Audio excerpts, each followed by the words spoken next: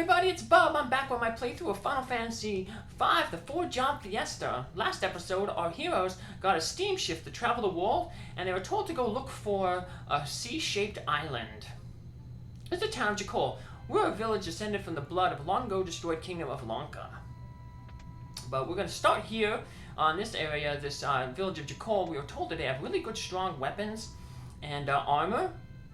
So we're going to beef ourselves up a little bit here. They say that sometimes you can hear strange sounds coming from under the ground on Crescent Island. We saw on our map that Crescent Island is over to the far east of the world. So we're going to, like I said, head over there first, but we got some exploring to do on this continent first. At the store, they're selling equipment they found in the cave to the north. That's the cave that we missed. Something sleeping underneath Crescent Island. My grandpa was an adventurer, he used to say. My daddy's an adventurer. There's the item shop. We don't have to buy any items. Luckily, there's no hidden treasure in this area, so we can head right up to the tavern.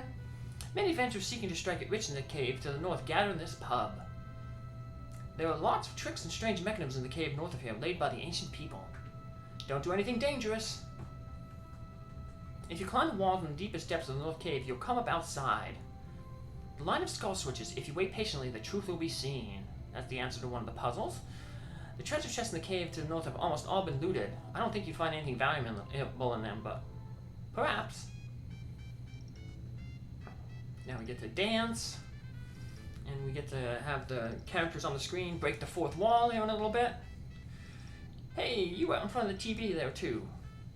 So, or your computer monitor or whatever. There we go. One more time. And once you finish dancing, we'll want to play that piano up there. We're going to play all the pianos in the game so we can get all the Bard songs, which will be our next job that we'll get. So, let's play that piano, get a little bit better at it. So,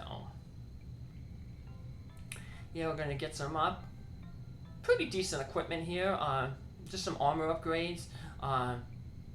For our red mages, we'll get a new sword for angels. And then, like I said, then we'll head over across the seas to the Crescent Island area. But the sword will be pretty nice because the sword is actually going to be a lightning elemental sword. So that'll help deal with some of the sea creatures. Have you heard of the Istri Falls? It's supposed to be a large waterfall. I want to see it. Well, keep that in mind for later. We'll see it in an episode or two. Have you heard of Crescent Island far in the east? It's a really mysteriously shaped island. Like Mr. Tumnus' island in Star Tropics. And so here we want to buy green berets, 2 more for the rest of our red mages. And we're going to want to buy the Bard armor. Even though they're not bards, all the red mages can use the Bard armor. The stealth increases your agility, but what the Bard armor does is it actually has some good magic defense. And in addition to good magic defense, it also prevents them from the Bard being hit with a mute spell. So see, if you try to do Optimum, it doesn't give you the Bard Mail, because the Bard Mail has less physical defense than the Silver Plate. But the Bard is so much better because it has 6 more magic defensive power, and it weighs less, so we'll be able to act a little bit better, quicker. So we got a bow there because one of the jobs you can get pretty soon is the archer. If you have the archer, don't worry about buying that bow because you're gonna get elemental bows pretty soon. So kind of a waste, but we will take that elemental sword, the cool sword there. So you could hold on to the mithril sword because there are some of those enemies, those thunder amones in the sea that are strong against thunder. So if you hit them with that, they'll actually get hit points healed. But we're not too worried about that. We'll just hit them with other spells. Because there's some bosses coming up that have weakness to lightning, so that's why I want to get the lightning. So the ancient ruins are supposed to be left alone.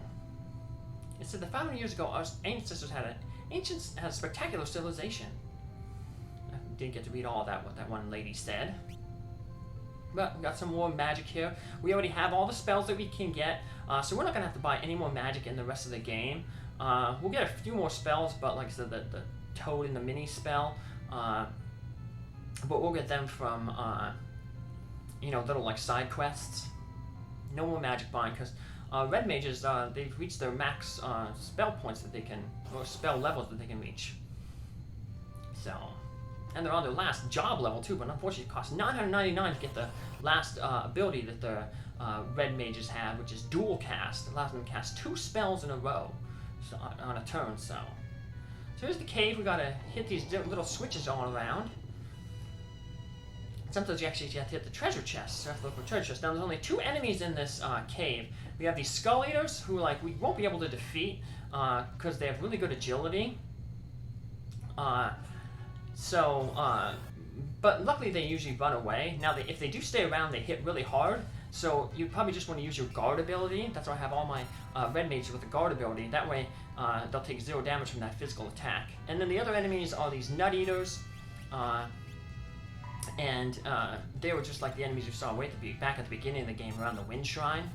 So, not much of a problem. We'll get some pretty decent ability points here, because all the schools have 2 ability points. And the Skull Eaters have end up with 5. So that switch, unfortunately, it appeared, but we didn't hit it in time.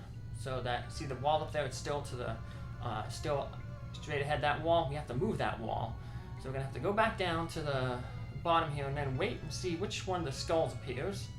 And then once that one appears, we'll hit it. And that'll move the wall, and we're able to go further into the cave. Now this is a short cave, but it takes a while because it has a lot of random encounters are pretty heavy in here. So now that door is locked. If you try to open it, but you go to this treasure chest, there's a button in it, you push it, and that opens up the door. So now we'll also some treasure chests in here that actually have treasure in them. That's empty. There's 3 treasure chests in here, but we're only able to pick up treasure in 2 of them. Because remember, we let the lone wolf out of the cell in Warus. So the treasure chest to the north there, he will actually have the, instead of finding the treasure, which would be a Blitz Whip, which is a Thunder Whip, we're just going to get a card basically saying that, like, Lone Wolf the Thief was here. We've got a tent. So apparently there's several treasures that a Lone Wolf will steal in the game. Some of them, though, I already got. Apparently he would steal some of the treasures in Tycoon Castle, 2 of the cabins. But hey, we already got them, so. And apparently if you find those treasures, you'll just get a card similar to the one that we're going to get here in a little bit, so. Eventually I'll put the stats for that Skull Eater when I finally defeat him. When I get the last class, the Samurai, I should have an ability there that can take him out, so. If not, we come back here much later in the game, when we'll be much more powerful and have better equipment and better hit percentages, so. Now we just come to the back here, and like that one person said, when we climb the back wall, we'll be taken outside. Now right now, it leads to nowhere, but later on in the game, it'll lead to somewhere else. So it'll be important to, come back later on and climb this wall again. And at that point, it's much later in the game, and we'll have like the good equipment so I can take out the Skull Eaters then. So don't think that that cave's just going to be a dead end for the rest of the game, because it's not. It's going to, like I said, have lead to an important destination later. Now it's an optional destination, but yeah, toward the end of the game really has a lot of optional stuff, a lot of optional dungeons that you don't necessarily have to do, but since I'm 100% in the game, I'll be doing all that. I guess you can almost see where the World of Ruin idea came from in Final Fantasy VI.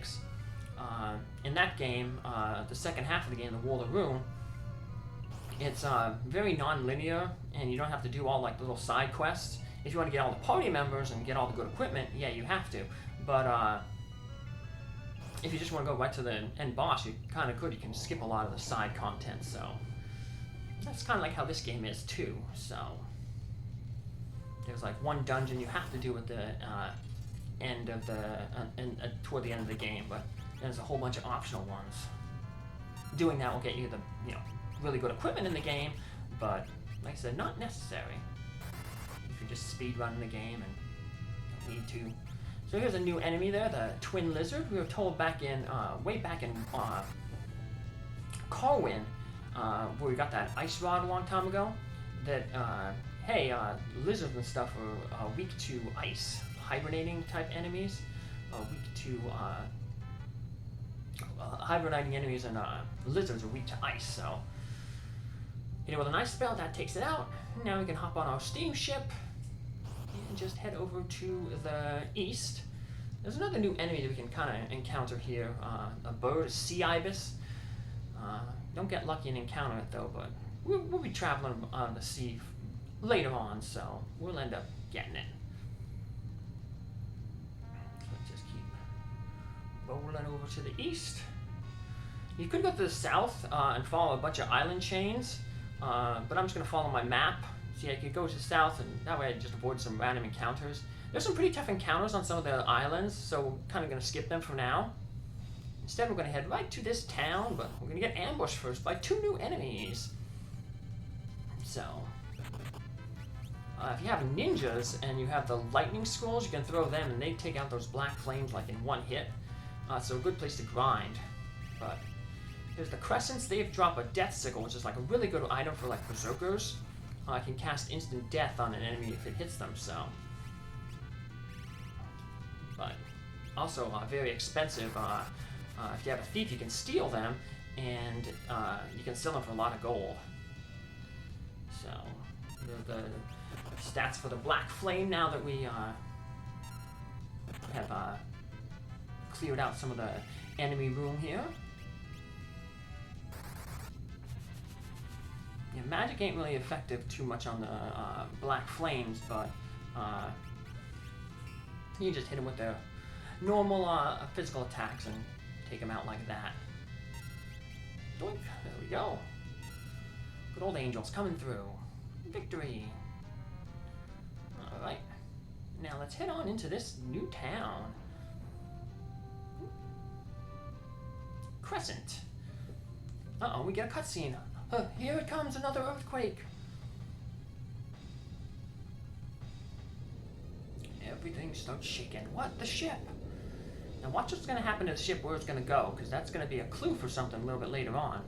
The ship's sinking. It's pulled out to basically that little channel right between the 2 arms of the sea. And it gets pulled down. Uh-oh. There goes our ship. Well, it looks like we're going to be stuck here now.